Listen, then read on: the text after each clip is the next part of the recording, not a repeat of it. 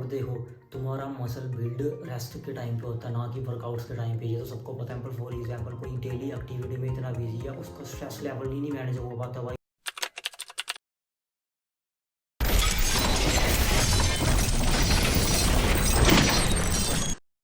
Hey guys, it's अभिनंदन from players of date.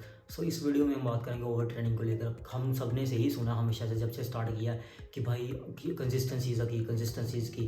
पर भाई क्या कंसिस्टेंसी जब ऑब्सेशन में बदल जाती है तो क्या होता है? देखो, ओवर ट्रेनिंग एक डार्क सीक्रेट है फिटनेस वर्ल्ड में, और तब तक इसके बारे में कोई बात नहीं करता जब तक कि वो पूरी तरह से बर्न आउट ना हो जाए। तो भाई लेट्स एक्सप्लोर क्यों रेस्ट को इतनी अहमियत नहीं दी जाती जितनी कि ट्रेनिंग को दी जाती है। और हम इस वीडियो में देखेंगे कि कैसे ओवर ट्रेनिंग कैसे आपकी प्रोग्रेस को डिस्ट्रॉय कर सकती है। अब देखो, इसको ओवर ट्रेनिंग सिंड्रोम भी कहते हैं। एक्चुअली ये तब होता है जब आप इतनी ओवर ट्रेनिंग कर रहे हैं कि आप अपनी बॉडी को इतना हार्ड लेके जा रहे हैं कि वो उस हार्ड वर्क से ज़्यादा रिकवर भी नहीं कर पाती वो, लेकिन वो एक तरह से ओवर ट्रेनिंग के टाइम पे होता है। अब देखो, इसके कारण क्या हो सकता है भाई। देखो, आपका प्लेटिव हिट बड़ी जल्दी आराम से हो सकता है, स्ट्रेंथ डिक्रीज हो सकती है अगर आप ओवर ट्रेनिंग हर टाइम कर रहे हैं। लाइक लो टेस्टोस्टेरोन रहेगा हर टाइम, क्योंकि तुम्हारा फिर कोर्टिसोल राइज रहेगा। क्योंकि ये सिर्फ फिजिकली तक नहीं है भाई, ये सीमित ओवर ट्रेनिंग तुम्हारे मेंटल हेल्थ, फिजिकल हेल्थ और तुम्हारे भाई हार्मोन इम्बैलेंसेस का कारण भी बन सकती है। तो भाई ये ओवर ट्रेनिंग तुम्हारे एक तरह से तुम्हारे जो गेंस को भाई एक तरह से साइलेंट किलर है उसके। अब देखो, तुम्हारा मसल बिल्ड रेस्ट के टाइम पे होता है, ना कि वर्कआउट्स के टाइम पे। ये तो सबको पता है।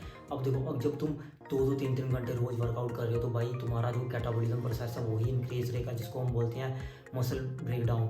और विदाउट एडिक्वेट रेस्ट अगर तुम नहीं करे तो तुम्हारा एनाबॉलिज्म जो इफेक्ट होता है, जिसको हम बोलते हैं मसल बिल्डिंग, तो वो तुम्हारा कभी नहीं स्टार्ट हो पाएगा।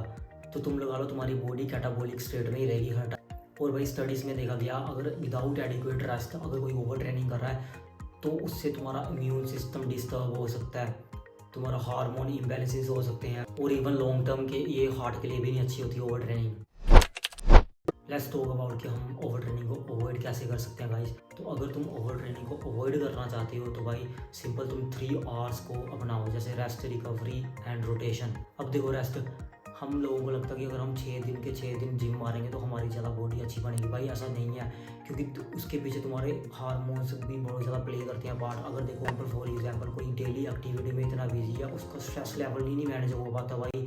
तुम लगा लो, कोई कुछ लोगों का ऐसा वर्क होता है तो भाई उनको कोर्टिसोल लेवल बड़ा इंक्रीज रहता है, इतनी स्ट्रेस है। और साथ में अगर वो 6 दिन लगातार हाई इंटेंसिटी वर्कआउट कर रहे हैं तो उनके हार्मोन इम्बैलेंसेस रहेंगे, तो जिनकी उनकी रिकवरी ऑप्टिमल लेवल पे नहीं हो सकती। तो इसीलिए भाई रेस्ट, अगर तुम चाहो, हाई नो संडे को छुट्टी होती है तो भाई तुम कभी ना कभी 1 या 2 दिन ऐसे भी रेस्ट लगा सकते हो अगर तुम्हें फटीग फील हो रहा है वीक में। तो ये एक तरीका है, तुम इससे ओवर ट्रेनिंग से बच सकते हो। अभी सेकंड हम बात करते हैं रिकवरी को लेके। तो make sure guys you are eating enough protein, like 1.6 to 2 gram से ज़्यादा ऊपर तुम्हें कोई ज़्यादा उसका फ़ायदा नहीं होने वाला। और मेक श्योर तुम जंक फूड से नहीं खा रहे अगर तुम अपनी हेल्थ को लेकर सीरियस हो। और तुम अपनी रिकवरी को और बूस्ट अप कर सकते हो, जैसे मसाज कर सकते हो अपने मसल्स की, और लगा लो तुम स्ट्रेचिंग कर लो ताकि तुम्हारा ब्लड सर्कुलेशन बढ़े, या फिर थोड़ी थोड़ी हल्की हल्की एक्सरसाइज लगा लो, तुम वॉकिंग होगी, जॉगिंग होगी, हल्की हल्की ज़्यादा लाइटली। तो ये कुछ तरीके हैं तुम ओवर ट्रेनिंग से बच लो, इससे तुम्हारा ब्लड सर्कुलेशन भी अच्छा होगा, तो रिकवरी अच्छी हो सकती है। अब रोटेशन की बात करते हैं। तो गाइस देखो, मैंने जैसे कि बताया, देखो तुम्हें रोटेशन के ऊपर ज़्यादा ध्यान देना। आप देखो, मेक श्योर कि तुम जो भी मसल ग्रुप के फोकस कर रहे हो उसको और अगले वर्कआउट के अंदर तुम्हारा एटलीस्ट 48 आवर्स तक की रेस्ट होनी चाहिए कंप्लीट, जिससे कि तुम्हारे मसल को टाइम मिले रिकवर होने के लिए। तो गाइस डोंट जस्ट वर्किंग होना सेम मसल होना ट्वाइस अ डे का मतलब है मेरा कि दोनों ही, अगर जैसे आज आपने वर्कआउट किया सेम मसल को और कल भी जाके उसी का कर लोगे, ऐसा नहीं होता भाई। तो 2 दिन का एटलीस्ट को गैप दो, इससे आप इंजरी से भी बच सकते हैं और इन्फ्लामेशन से भी बच सकते हैं, और तुम्हारे जॉइंट्स भी काफ़ी अच्छी हेल्थ में रह सकते हैं। और हर वीक तुम हाई इंटेंसिटी पे ज़्यादा फोकस मत करो। तो तुम लोग कभी कभी लाइट डेज और मॉडरेट डेज भी रखो इंटेंसिटी के। तो ये कुछ तरीके हैं, तुम ओवर ट्रेनिंग से आराम से बच सकते हो। And final guys, make sure you are sleeping well and enough.